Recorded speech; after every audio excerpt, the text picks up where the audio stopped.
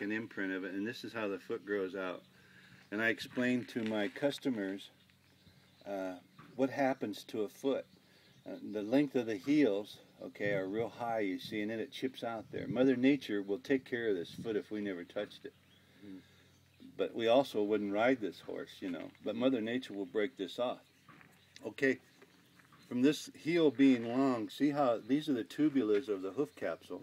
How much concussion's on that, and what it's doing is pushing the foot forward. When the foot grows out, it grows out like this.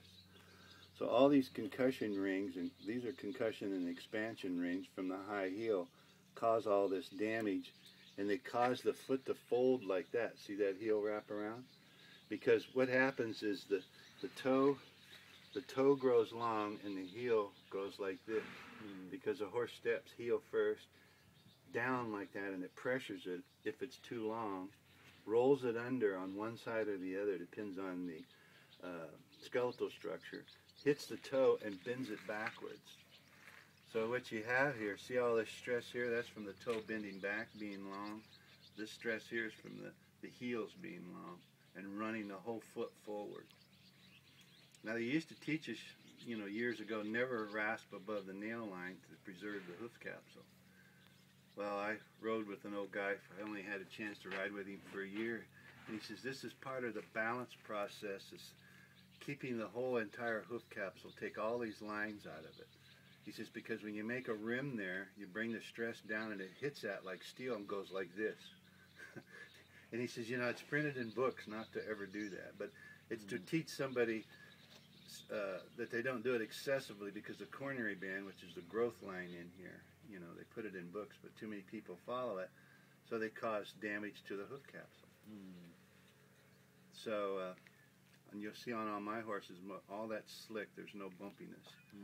Because when this loads to the 2,000 pounds of impact, it'll hit each one of these ripples, dip in and hit and go up, and it's uneven, it's not mechanically structured to work properly.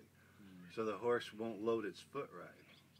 The whole goal then to get a horse to load its foot is to balance it medial-lateral. It should be as long, 5.5 this way, 5.5 that way. That's perfect. By looking at it with the naked eye, it's kind of hard, you know. And the frog designates how much toe to come off. So when I look down the frog like that, look how much toe I got to come off, at least this much. That's how I judge that. They don't even teach this in school, you know.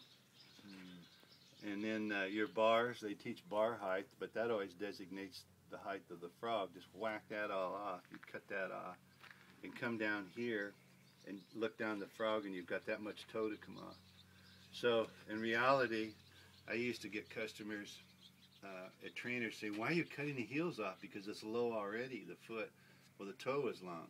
I says, well, I'm going to drop it, and I'm going to cut the toe off and raise it, and it'll be in line with a bony column. And they'd look at me when I was young, they'd fire me because they thought I didn't know what I was doing. But I said, it's just like your car, you're letting it down and you're bringing it back up, you know. But that's the theory in that.